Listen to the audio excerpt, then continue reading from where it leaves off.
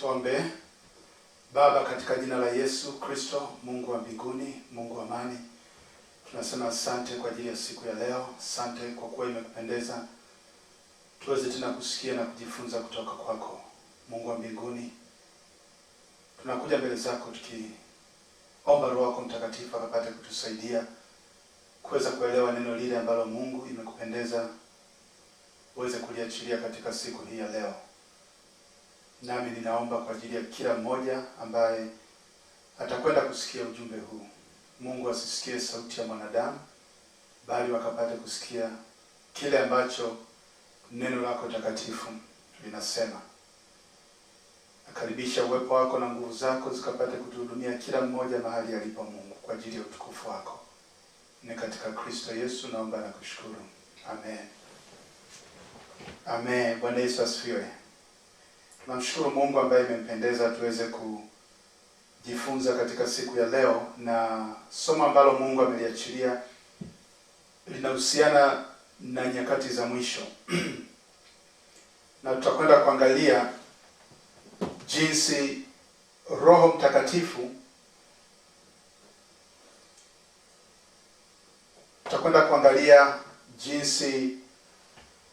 Roho Mtakatifu atakavyolisaidia au anavyolisaidia kanisa katika nyakati za mwisho.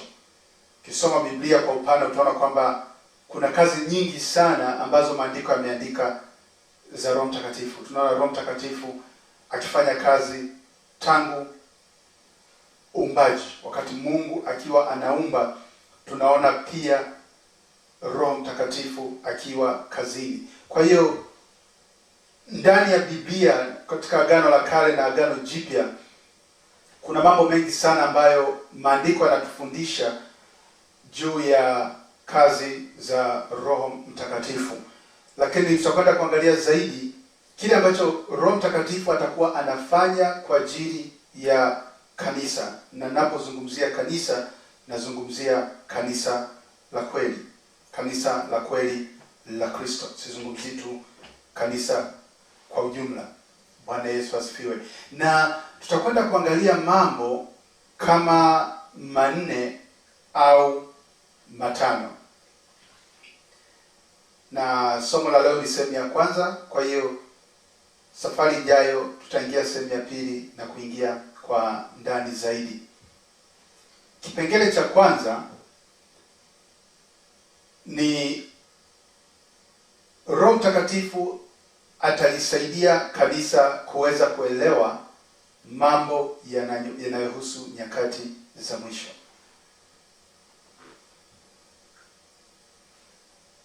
Roho Mtakatifu ataliwezesha au atalisaidia kanisa kuweza kuelewa mambo yanayohusu nyakati za mwisho. Kwa wale ambao mioyo yao iko kwa Mungu, kabisa wamejitoa kwa Mungu, moja ya kitu ambacho Roho Mtakatifu atafanya ni kuliwezesha kanisa, kuwawezesha wale walio wa Kristo kuweza kuelewa mambo yanayohusu nyakati za mwisho, ili waweze kuyatambua majira ambayo Bwana wao atakuja, au niseme Bwana wetu atakuja. Na katika hiki kipengele kuna vipengele viwili vidogo ambavyo tutakwenda kuviangalia kwa undani hapo baadaye, lakini kwa leo nataka tu nivitaje. Katika kuliwezesha kanisa kuelewa mambo yanayohusu nyakati za mwisho, kwanza itakuwa kuliwezesha kanisa kuelewa yale mambo ambayo yametiwa muhuri. Yale mambo ambayo yametiwa muhuri. Maana yake haya ni mambo ambayo yameandikwa kwenye Biblia, yapo kwenye Biblia, lakini yalifichwa kwamba watu wasiweze kuyaelewa kwa sababu ni mambo yanayohusu nyakati za mwisho. Kwa hiyo sasa Roho Mtakatifu anawawezesha wale walio wa Kristo kuweza kuelewa yale mambo yanayohusiana na nyakati hizi. Ukisoma katika ile Danieli sura ya 12,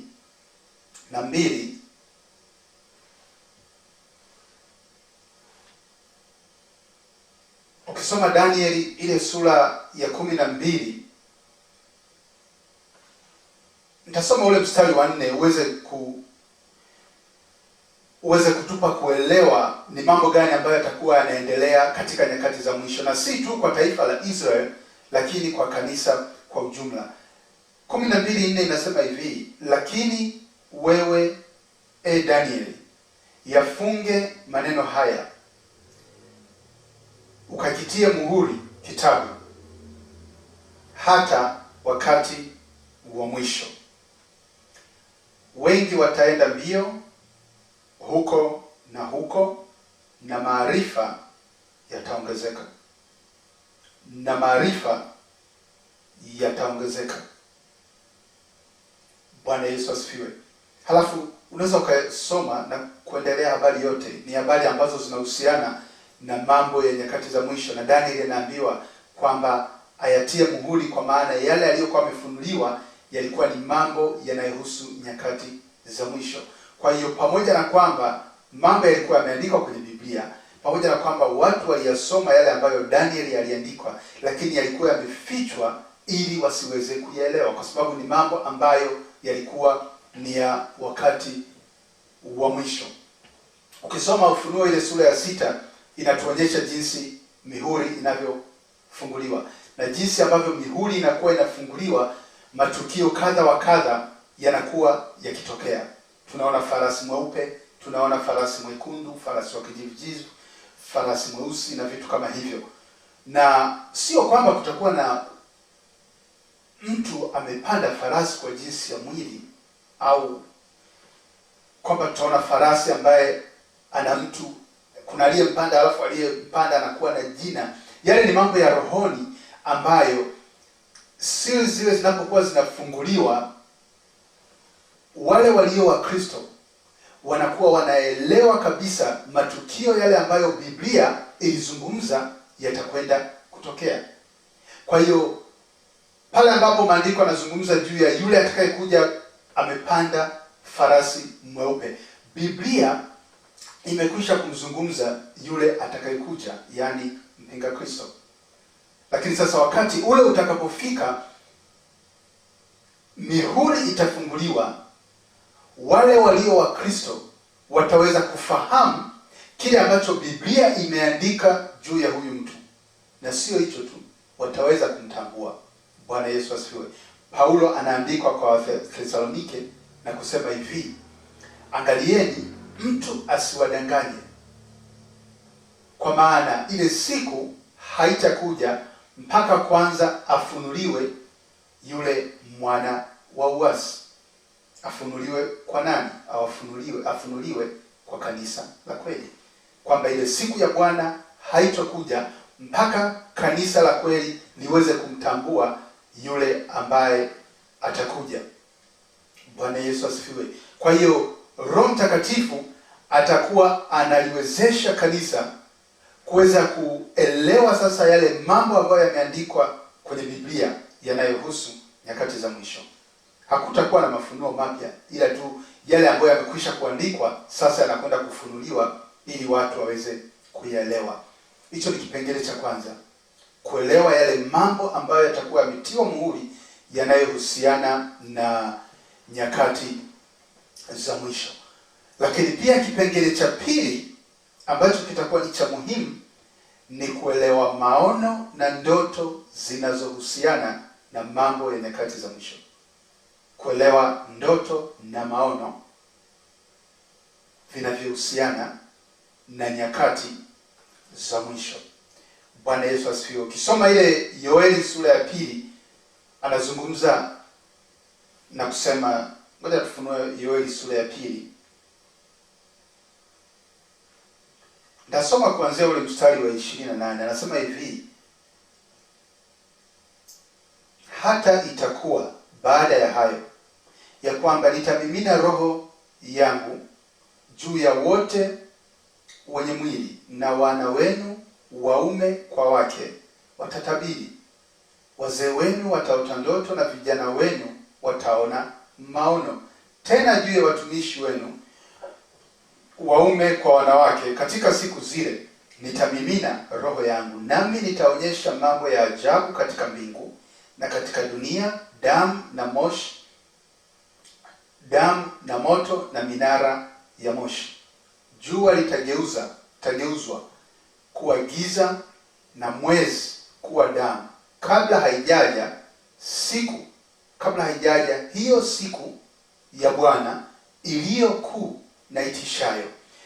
Yoeli kwa kuongozwa na Roho Mtakatifu anaandika juu ya mambo yatakayotokea kabla ya siku ya Bwana, na moja ya kitu ambacho anaandika kwamba Roho wa Mungu atakwenda kumiminwa na watu watapata maono, watu watapata ndoto. Ndoto hizi zinahusiana nini? Ndoto hizi, maono haya yanayozungumziwa katika maandiko haya, katika context hii, ni mambo yanayohusiana na nyakati za mwisho. Bwana Yesu asifiwe. Ndio maana unaona sehemu ya unabii ilitimia kwa mitume na katika siku ya Pentecost na wale waliokuwepo pale ambapo Roho Mtakatifu alishuka, lakini kipengele cha maono na kipengele cha ndoto tunaona hakikutimia, kwa sababu kile kilikuwa kinazungumzia juu ya kile ambacho kitakwenda kutokea kabla haijaja siku ya Bwana. Kwa hiyo kuna vitu ambavyo Roho Mtakatifu ataliwezesha kanisa la Mungu kuelewa mambo ambayo yametiwa muhuri, mambo ambayo yamefichwa katika nyakati zote. Kwa hiyo inapofika nyakati za mwisho sasa, wale walio wa kweli katika Kristo wanaanza kuyaelewa. Bwana Yesu asifiwe. Lakini pia Mungu atatumia ndoto, atatumia maono kwenda kuwafunulia watumishi wake na kwenda kuwafunulia watu wake mambo yanayohusu nyakati za mwisho. Bwana Yesu asifiwe. Ukisoma kitabu cha Danieli utaona kwamba katika vitabu vyote vya Agano la Kale, kitabu cha Danieli ndio kitabu ambacho unaweza kusema kwamba kimezungumza mambo yanayohusu nyakati za mwisho kwa kupitia ndoto na maono kuliko kitabu kingine chote. Sasa kwa nini Mungu, kile kitabu ambacho amefunua zaidi mambo ya nyakati za mwisho katika Agano la Kale, alitumia ndoto, alitumia maono?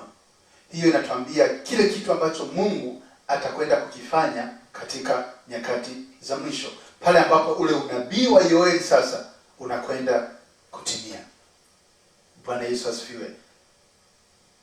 Sasa shida ni kwamba Mungu anapokuwa anazidi kufunua mambo haya kwa ndoto na kwa maono, shetani naye vivyo hivyo anazidi kufunua au kuwadanganya watu kwa ndoto na kwa maono. Ndio maana vitu hivi lazima vijaribiwe kwamba je, hiki kinatokana na Mungu au hakitokani na Mungu. Lakini kazi ya kwanza ambayo tutaiona, kitu ambacho Roho Mtakatifu atakwenda kukifanya, ni kuachilia understanding ya mambo yanayohusu nyakati za mwisho. Biblia inatuambia kwamba inapofika kwenye mambo ya nyakati za mwisho kwamba waovu hawataelewa, kwamba hakuna muovu yeyote yule atakayeelewa. Ndio maana maandiko yanasema hivi, kwa walio nje wao siku ile itawakuta kama mwivi. Kwa nini? Kwa sababu hawataelewa kile ambacho kinaendelea, kama jinsi ilivyokuwa wakati wa Lutu na wakati wa Nuhu. Wale watu wengine hawakuelewa kinachoendelea, lakini wale waliokuwa wa Mungu, Nuhu alielewa kabisa kitu gani Mungu anakwenda kufanya. Lutu alielewa atakapotolewa Sodoma au atakapotoka Sodoma ni kitu gani ambacho Mungu alikuwa anakwenda kukifanya. Kwa hiyo vivyo hivyo understanding itaongezeka kwa wale walio wa Kristo. Bwana Yesu asifiwe. Hiyo ni kazi mojawapo. Jambo la pili ni kumwandaa bibi harusi kukutana na bwana harusi. Kumwandaa bibi harusi kukutana na bwana harusi, kwa lugha nyingine ni kuliandaa lile kanisa la kweli ili liweze kumlaki bwana harusi. Waefeso sura ya 5 inatuambia aina ya kanisa ambalo Bwana Yesu atalitwaa. Aina ya kanisa ambalo Bwana Yesu atalitwaa. Waefeso ile sura ya 5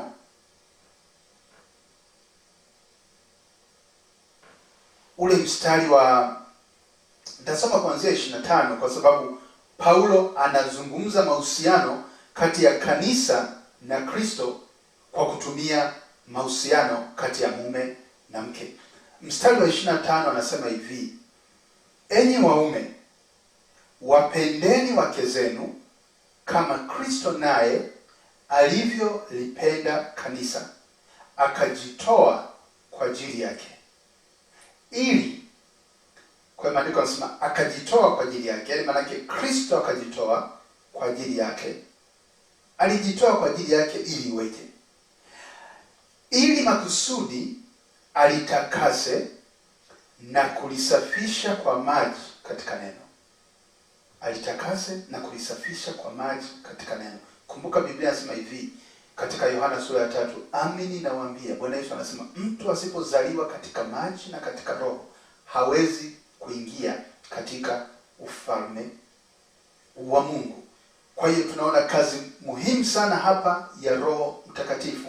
Moja ya kitu anachofanya katika kumwandaa bibi harusi ni makusudi alitakase, Kristo alitakase na kulisafisha kwa maji, apate kujiletea kanisa tukufu lisilo na ila wala kunyanzi wala lolote kama hayo, bali liwe takatifu lisilo na mawaa. Maandiko yanatuambia aina ya kanisa ambalo Bwana Yesu atakwenda kujitwalia ni kanisa takatifu.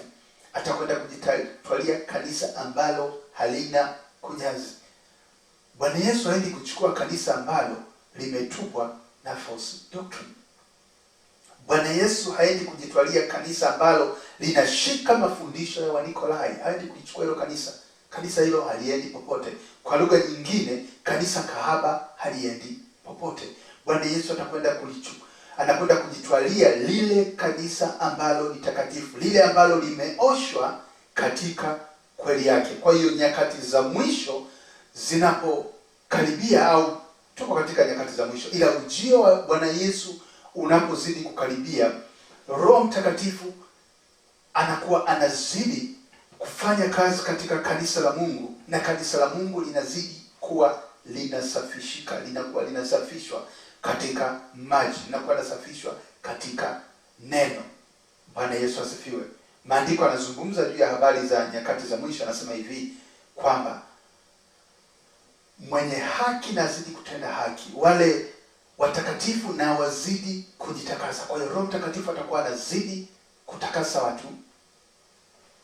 Halafu nasema kwamba waovu waendelee kufanya uovu wao. Bwana Yesu asifiwe. Sasa ukisoma maandiko yanasema hivi katika ile Yohana wa kwanza sura ya 3 anasema hivi. Yohana wa kwanza sura ya 3, tasoma kuanzia mstari wa kwanza, anasema tazameni ni pendo la namna gani alilotupa Baba kwamba tuitwe wana wa Mungu, na ndivyo tulivyo. Kwa sababu hii ulimwengu haututambui, kwa kuwa haukumtambua yeye. Kwanza kabisa, ukiona ulimwengu unakutambua, kuna shida mahali. Ukiona ulimwengu unakuelewa, ukiona ulimwengu unaenda na wewe, kuna shida mahali. Anapozungumzia ulimwengu, hii ni pamoja na kanisa kahaba. Ukiona linakubaliana na wewe, linakwenda na wewe, maana yake kuna shida mahali. Kama halikumtambua Kristo, kama ulimwengu haukumtambua Kristo, hautawatambua walio wake. Halafu mstari wa 2 anasema hivi: wapenzi, sasa tu wana wa Mungu, wala haijadhihirika bado tutakavyokuwa, lakini twajua ya kuwa atakapodhihirishwa tutafanana naye, kwa maana tutamuona kama alivyo. Na kila mwenye matumaini haya katika yeye hujitakasa kama yeye alivyo mtakatifu. Biblia inasema kwamba Bwana Yesu atakavyofunuliwa kwamba tutafanana naye. Sasa ni maandiko ambayo wengi wanayapenda kwamba Bwana Yesu atakapofunuliwa tutafanana naye. Lakini kumbuka kwamba kabla hatujafanana naye wakati ule, lazima tuenende kama yeye alivyoenenda wakati huu. Bwana Yesu asifiwe. Kusoma ile Yohana wa kwanza 2 ile sura ya 6 inatuambia maneno haya kwamba yeye asemaye ya kuwa na Kristo na aenende kama vile vile yeye alivyo enenda. Kwa hiyo kuenenda kama Kristo kutatuwezesha ili tuweze kufananishwa na yeye pale atakapofunuliwa. Na moja ya kitu ambacho Roho Mtakatifu anafanya anapokuwa anazidi kumwandaa bibi harusi ni kumfanya aweze kufanana na Kristo. Na ndio maana kama kuna vitu vyovyote vile ambavyo havimdhihirishi Kristo kwa mtu, Roho Mtakatifu anamuongoza mtu kuachana navyo. Kama kuna vitu vyovyote vile vya ulimwengu ambavyo vinawatambulisha wa ulimwengu, Roho Mtakatifu anawaongoza watu wake kuviacha. Kwa nini?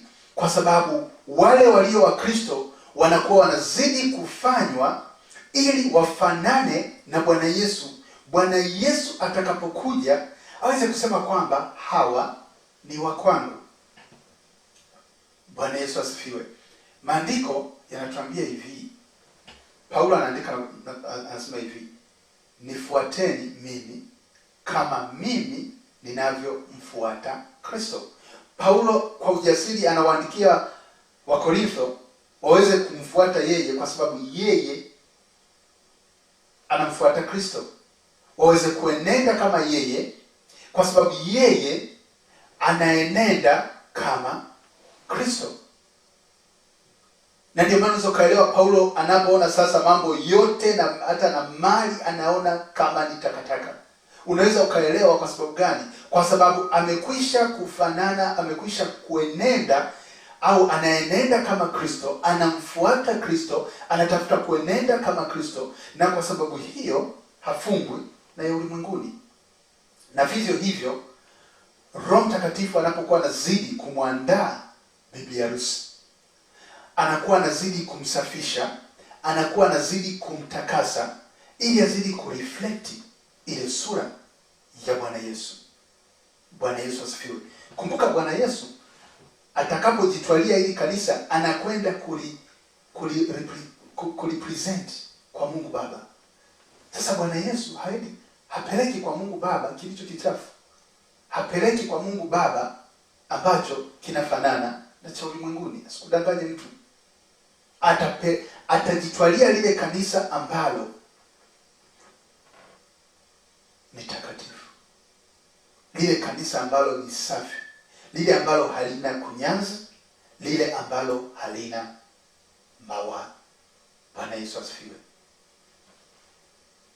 Hiyo ni kazi nyingine ya Roho Mtakatifu, kumwandaa bibi harusi.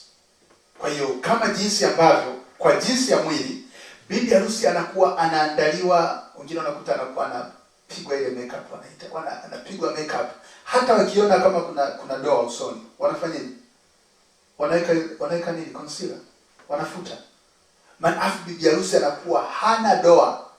Kumbe mwingine ukiosha uso, unaweza kutata uso umejaa upele, au uso umejaa vitu hiki na hiki. Vivyo hivyo Roho Mtakatifu anakuwa anaondoa kila aina ya doa, kila kunyanzi ambalo linaonekana kanisani. Ndio maana hata vitu ambavyo vingine watu hawakuweza labda kuelewa kwamba hivi hapa Mungu alikuwa hakubaliani navyo, ghafla wanashangaa Mungu anaanza kuwafunulia kwamba hivi vitu havitokani na mimi. Bwana Yesu asifiwe. Ni kazi ya Roho Mtakatifu anayokuwa anaifanya kwa ajili ya kumwandaa bibi harusi. Bibi harusi azidi kufanana na Kristo. Kazi ya tatu ni kuwawezesha watumishi wa Mungu kuhubiri injili ya ufalme wa Mungu. Kuwawezesha watumishi wa Mungu kuihubiri injili ya ufalme wa Mungu. Warumi ile sura ya 1, Paulo anasema hivi kwamba injili ni uweza wa Mungu uletao wokovu. Kwa hiyo moja ya kitu ambacho kimebebwa kwenye injili ni ule uwezo wa Mungu kuleta wokovu. Maana yake Mungu kuweza kuokoa watu kuacha njia zao za dhambi na kumfuata Kristo. Bwana Yesu asifiwe. Na ukisoma ile Mathayo sura ya 24, Bwana Yesu anatuambia, anapokuwa anazungumzia juu ya mambo yanayohusu nyakati za mwisho, dalili za nyakati za mwisho, yale mambo ambayo yatakwenda kutokea kabla ya nyakati za mwisho. Halafu anatuambia kipengele kimoja cha muhimu na kusema hivi, ile Mathayo sura ya 24 mstari wa 14, anasema kitu kimoja kizuri ambacho kwa wale ambao wanamtumania Kristo, haya maandiko yanatakiwa yawape tumaini. Anasema hivi kuanzia ule mstari wa 12. Ukisoma maandiko aliyotangulia utaona alikuwa anazungumzia mambo yanayohusu nyakati za mwisho. Anazungumzia watu kujikwaa, watu kusalitiana, maasi kuongezeka na upendo wa wengi kupoa. Halafu anasema ule mstari wa 13, lakini mwenye kuvumilia hata mwisho ndiye atakaye okoka. Halafu mstari wa 14 anaingiza kitu kizuri na kusema hivi, tena habari njema ya ufalme itahubiriwa katika ulimwengu wote kuwa ushuhuda kwa mataifa yote. Hapo ndipo ule mwisho utakapokuja. Bwana Yesu anazungumza kwamba kabla mwisho haujaja, injili ya ufalme itakwenda kuhubiriwa ulimwenguni kote na kuwa ushuhuda. Kwa hiyo Roho Mtakatifu atakuwa anawafunulia watumishi wa kweli wa Mungu kuwa wanahubiri juu ya ufalme wa Mungu. Maanake kuhubiri juu ya ufalme wa Mungu si tu kuzungumza watu waache dhambi, si tu kuzungumza watu watubu. Hayo yamehubiriwa wakati wote.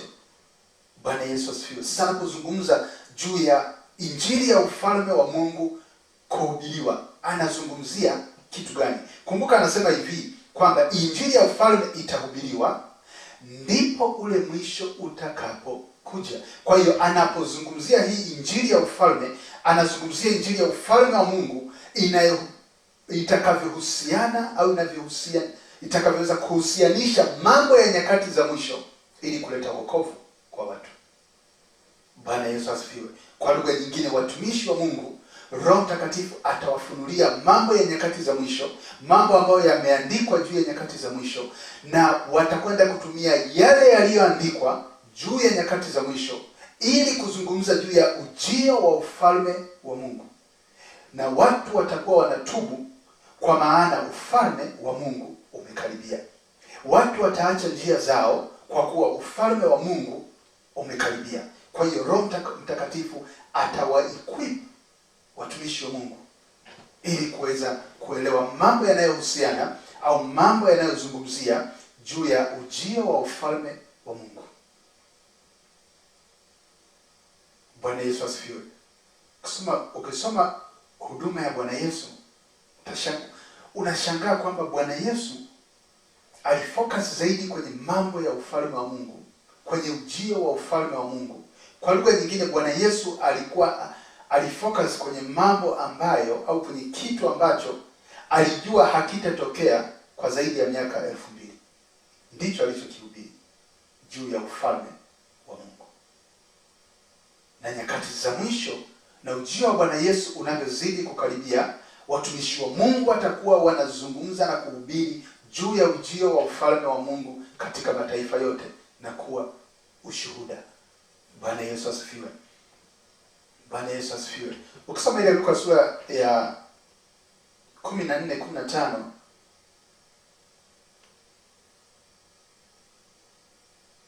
Luka 14:15, Bwana Yesu alikuwa anazungumza vitu.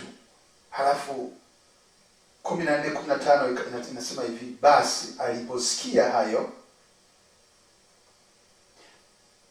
mmoja wapo wa wale walioketi chakulani pamoja naye alimwambia, heri yule atakayekula mkate katika ufalme wa Mungu.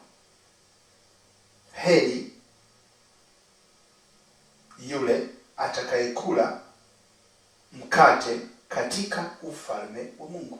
Maana hawa watu walielewa juu ya ufalme wa Mungu, walielewa juu ya mambo yatakayo kwenda kutokea katika ufalme wa Mungu. Alafu mtu anasema kwamba heri yule atakayekula mkate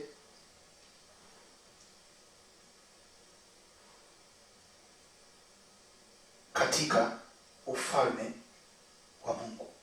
Bwana Yesu asifiwe. Halafu ukisoma yale maandiko yanayofuata, Biblia inasema hivi, akamwambia, manake alimwambia yule aliyesema heri yule atakayekula mkate katika ufalme wa Mungu. Akamwambia, mtu mmoja alifanya karamu kubwa, akaalika watu wengi, akamtuma mtumwa wake saa ya chakula, akawaambia wale walioalikwa, njoni, kwa kuwa vitu vyote vimekwisha kuwekwa tayari.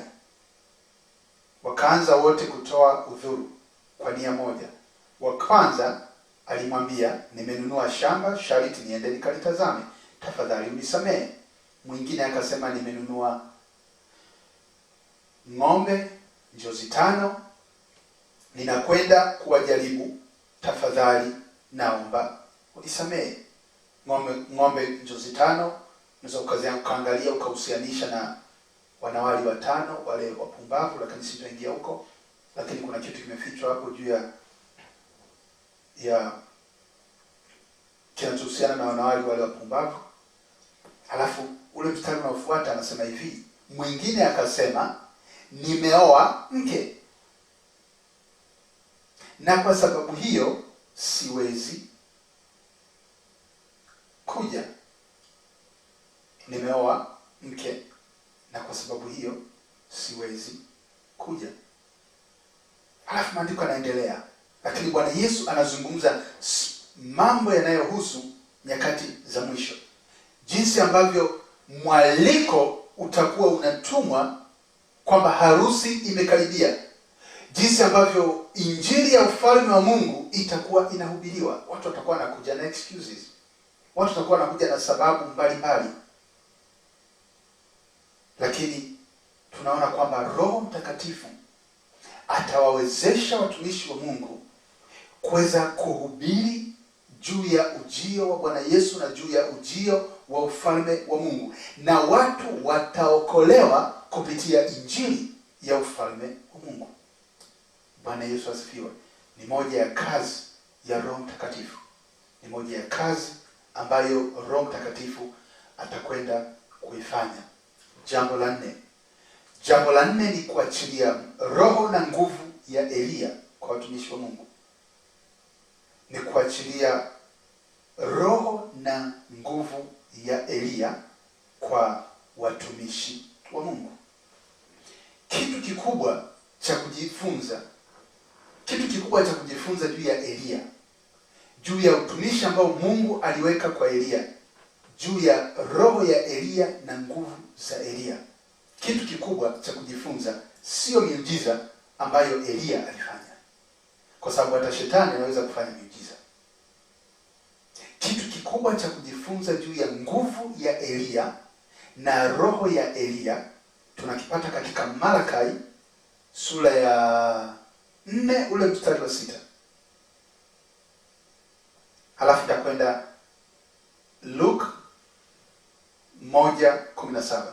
Malakai ile sura ya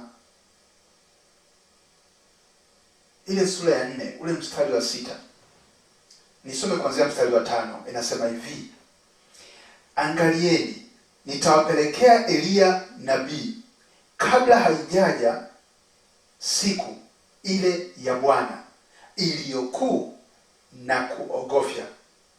Anazungumza juu ya ujio wa Elia, anasema nitawapelekea Elia. Sasa Mungu anapozungumza haya maneno inabidi tumuelewe anazungumzia nini. Anaweza asiwe anazungumzia Elia kama Elia, kwa sababu tunaona maandiko haya yalitimia kwa sehemu katika ujio wa Yohana Mbatizaji aliyekuja kwa nguvu ya Elia na kwa roho ya Elia.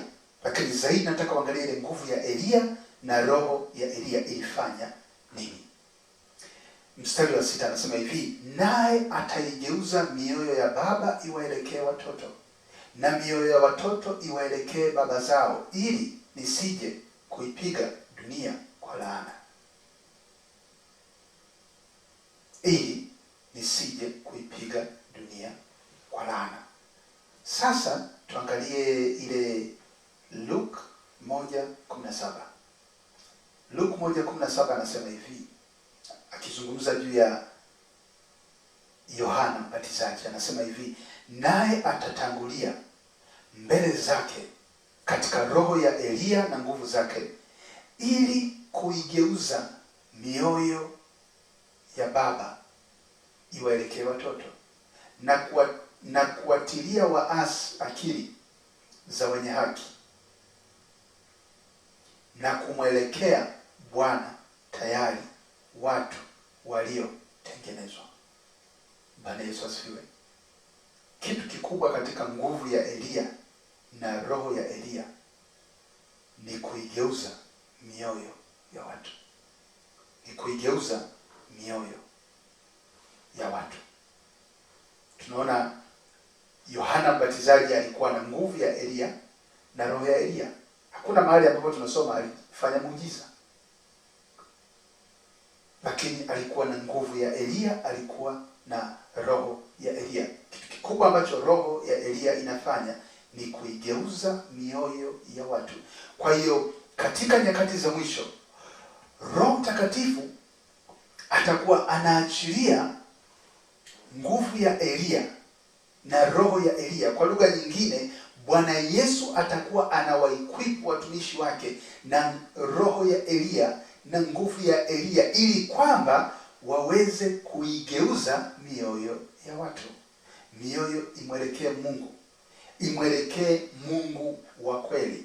Ndio maana tunaona hata sasa Mungu akiweza hata kuwaokoa wale walioko katika ambao ni sehemu ya kanisa kahaba, Mungu akiweza kubadilisha mioyo yao. Kwa hiyo roho wa Eliya atakuwa anaachiliwa. Sawa, miujiza pia inaweza ikawepo, ambao sio kitu kibaya, lakini kitu kikubwa katika roho ya Eliya na nguvu ya Eliya ni kugeuzwa mioyo ya watu, ili iweze kumwelekea Mungu, watu waweze kutubu na kuziacha dhambi zao. Tunaona Yohana Mbatizaji alipokuja akihubiri kwamba tubuni, kwa maana ufalme wa Mungu umekaribia.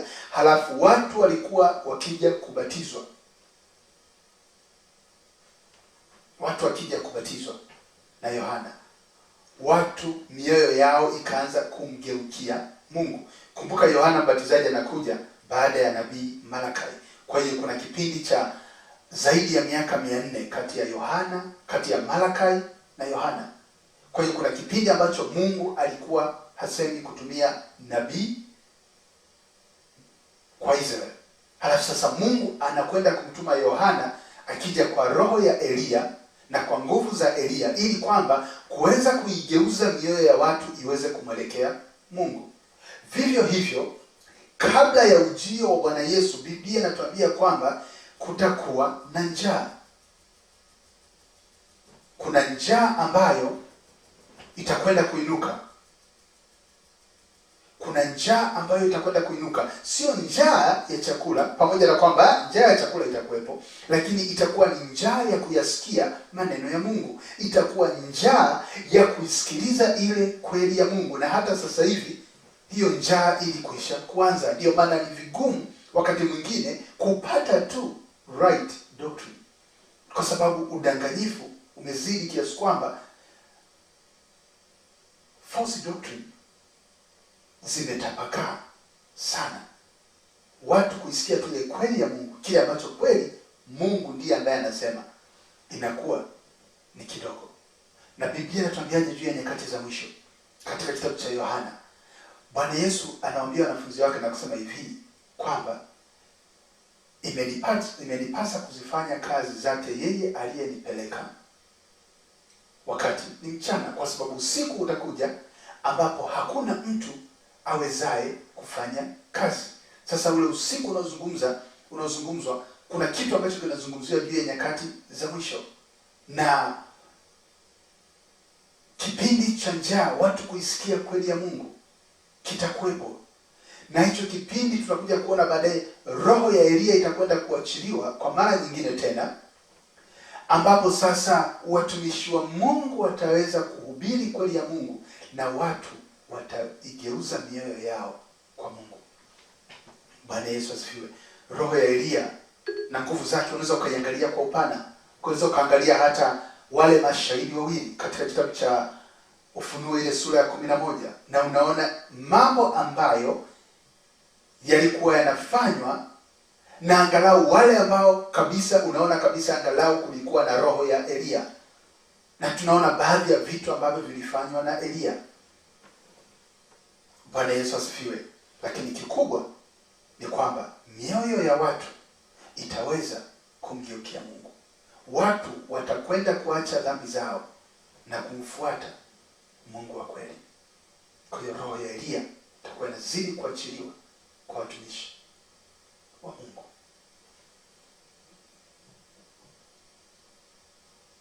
Kuna mambo ambayo mtu anaweza kupima kama roho ya Elia inafanya kazi juu ya mtumishi wa Mungu, na Mungu akija kutoa kibali tutakwenda kuangalia, kwa sababu kuna watu ambao Mungu amewaequip na roho ya Elia na nguvu zake, na Mungu anawatumia kama jinsi alivyomtumia Elia, kama jinsi alivyomtumia Yohana Mbatizaji, ili kuweza kugeuza mioyo ya watu imgeukie Mungu. Bwana Yesu asifiwe. Kwa hiyo uangalii tu muujiza kama uwepo wa roho ya Elia, ila unaangalia kile ambacho Biblia inasema kwamba Mungu atakwenda kuachilia roho ya Elia, atakwenda kumleta Elia ili aweze kuibadili au kuigeuza mioyo ya watu.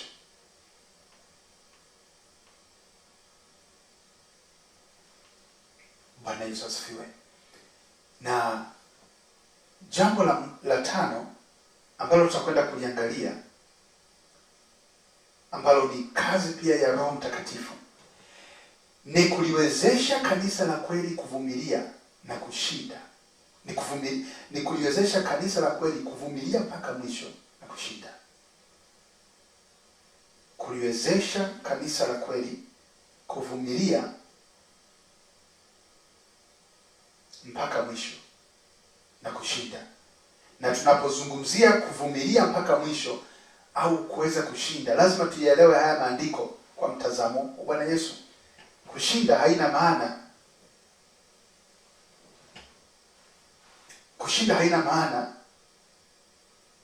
kutokufa. Kuvumilia mpaka mwisho haina maana mtu kutokuuawa, haina maana hiyo.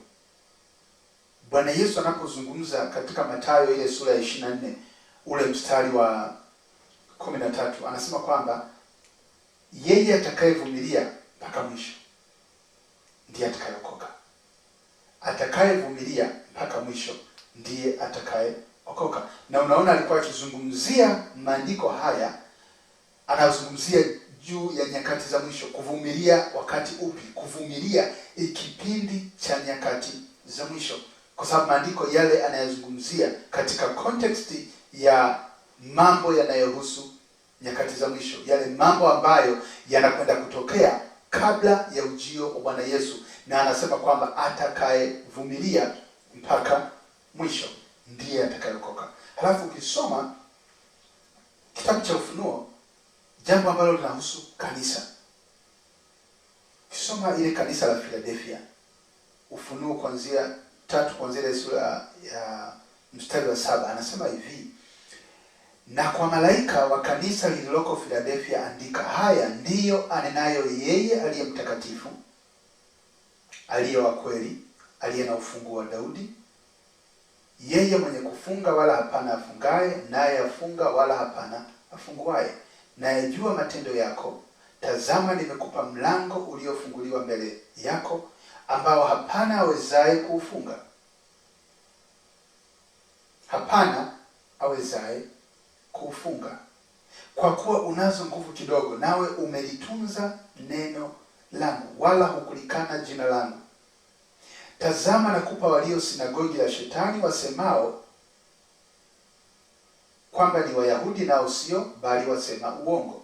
Tazama, nitawafanya waje kusujudu mbele ya miguu yako, na kujua ya kuwa nimekupenda, kwa kuwa umelishika neno la subira yangu. Kwa kuwa umelishika neno la subira yangu, mimi nami nitakulinda utoke katika saa ya kuharibiwa iliyo tayari kuujilia ulimwengu wote, kuwajaribu wakaao juu ya nchi. Naja upesi, shika sana ulicho nacho, asije mtu akaitwaa taji yako. Halafu anasema yeye ashindaye. Halafu anaendelea. Bwana Yesu asifiwe. Anasema kwamba kwa kuwa umelishika neno la subira, anasema mimi nami nitakulinda utoke katika ile saa ya kuharibiwa iliyo tayari kuujilia ulimwengu wote. Si tu kuajilia Israeli, kuujilia ulimwengu wote. Halafu anasema kwamba nitakulinda. Kwa lugha nyingine, Bwana Yesu ataachilia Roho Mtakatifu aweze kuwawezesha wale ambao wamelishika neno la subira yake, ili waweze kuvumilia mpaka mwisho, ili waweze kushinda.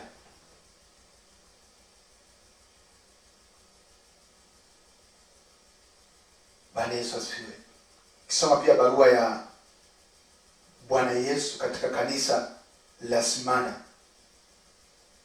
anazungumza, anasema kwamba ule mstari wa 10 anasema hivi: usiogope mambo yatakayokupata. Tazama, huyo ibilisi atawatupa baadhi yenu gerezani ili mjaribiwe, nanyi mtakuwa na dhiki siku 10. Uwe mwaminifu hata kufa, nami nitakupa taji la uzima. Anasema nanyi mtakuwa na dhiki siku 10. Siku 10. Uwe mwaminifu hata kufa. Namba 10 unaweza kuisoma kwa undani, lakini moja ya kitu ambacho namba 10 inasimama pia juu ya jaribu linalotoka kwa Shetani.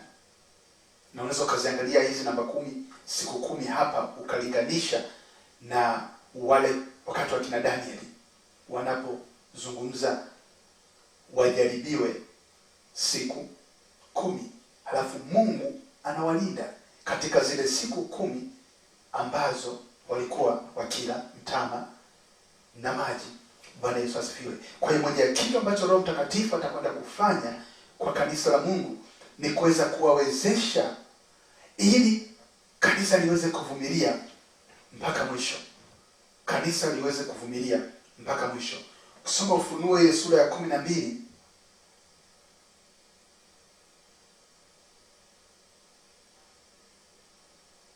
kuanzia ule mstari wa 7 inasema hivi. Ufunuo 12 kuanzia mstari wa 7 anasema, kulikuwa na vita mbinguni, Mikaeli na malaika zake wakapigana na yule joka. Yule joka akapigana nao pamoja na malaika zake, nao hawakushinda, wala mahali pao hapakuonekana tena mbinguni. Yule joka akatupwa, yule mkubwa nyoka wa zamani aitwaye Ibilisi na Shetani, audanganyaye ulimwengu wote, akatupwa hata nchi, na malaika zake wakatupwa pamoja naye.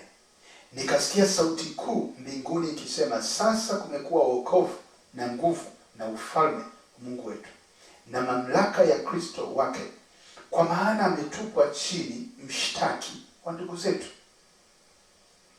Yeye awashtakie mbele za Mungu wetu mchana na usiku.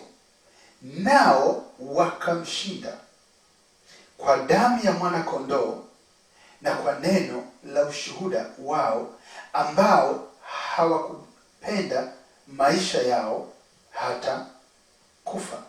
Kwa hiyo shangilieni, enyi mbingu, nanyi mkaao humo. Ole wa nchi na bahari, ole wa nchi na bahari, kwa maana yule Ibilisi ameshuka kwenu, yeye mwenye ghadhabu nyingi, akijua ya kuwa ana wakati mchache tu.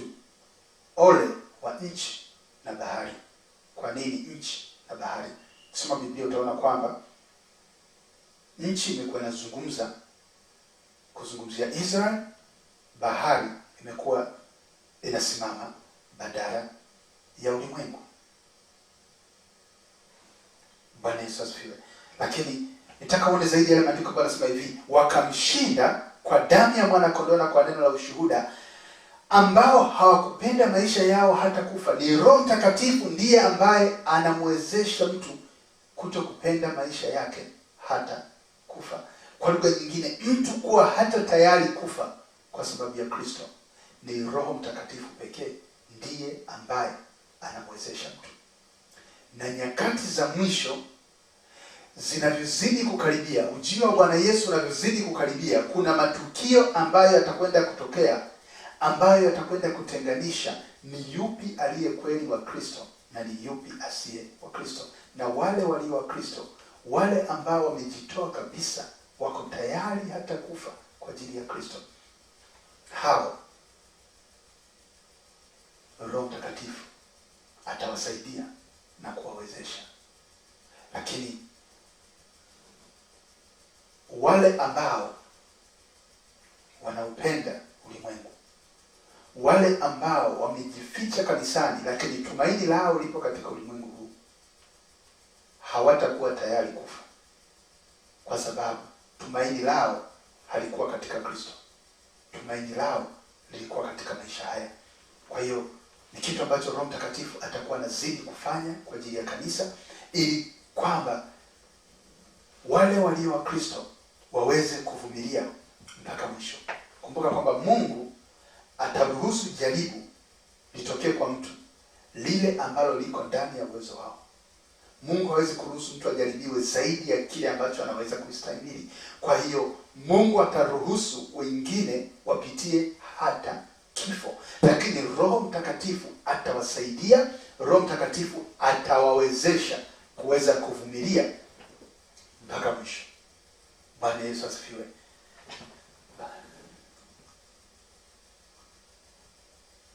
Tutaendelea na somo, tutaingia ndani zaidi na kuangalia baadhi ya vipengele, hasa kile kipengele pia ambacho namna Roho Mtakatifu atakavyowawezesha watumishi wake au atakavyowezesha watu wa Mungu kuweza kuelewa mambo yanayohusu nyakati za mwisho.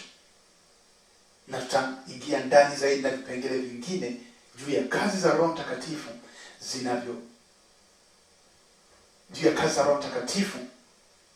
zinazohusiana na mambo ya nyakati za mwisho.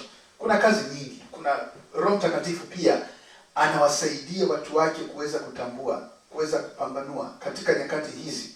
Udanganyifu ni mwingi sana kiasi kwamba wakati mwingine hata kutofautisha cha Mungu na cha shetani, watu wanapata shida kutofautisha. Lakini Mungu kwa kutumia Roho wake Mtakatifu atawawezesha watu wake kuweza hata kujua hila za shetani, kuweza kujua ambayo kipi ni original, kipi ni fake. Kwa sababu siku hizi kile, kutokana na teknolojia, kile ambacho ni fake kinaonekana sana kama original kiasi kwamba mtu anaweza akapata shida hata kukitambua. Lakini Roho Mtakatifu atawawezesha walio wa Kristo kuweza kujua kipi ni cha Mungu na kipi sio cha Mungu. Mungu azidi kutusaidia, tuzidi kuelewa siri zinazohusiana na ujio wa ufalme wa Mungu. Mungu azidi kutusaidia na Roho Mtakatifu azidi kulifunua neno la Mungu ili tuweze kuelewa mambo yanayohusiana na nyakati za mwisho. Na ni maombi yangu kwamba Neno la leo limeweka msingi ndani yako ya kuzidi kujiachilia kwa Mungu na kuomba Mungu akupe understanding ya mambo yanayohusiana na nyakati za mwisho. Tuombe. Baba, katika jina la Yesu Kristo, Mungu wa amani, Mungu ishie milele, sifa, utukufu, heshima na ufalme vyote ni vya kwako. Tunasema asante kwa ajili ya siku ya leo. Imekupendeza Mungu tuweze kujifunza neno lako. Nami Baba, ninaomba kwa ajili ya kila mmoja ambaye amesikia na atakayekwenda kusikia maneno haya, ili kwamba Mungu, kile ambacho umekusudia watoto wako wakipate na kukielewa, basi wewe mwenyewe Mungu katika mamlaka yako endelea kumwachilia Roho Mtakatifu ili aweze kutuwezesha kuweza kuelewa mambo haya, hasa katika nyakati hizi ambazo Mungu nazidi kuliandaa kanisa lako kwa ajili ya ujio wa Bwana Yesu. Kushukuru na kutukuza na kuinua katika jina la Yesu Kristo aliye hai. Na kushukuru. Amen. Basi Mungu akubariki sana.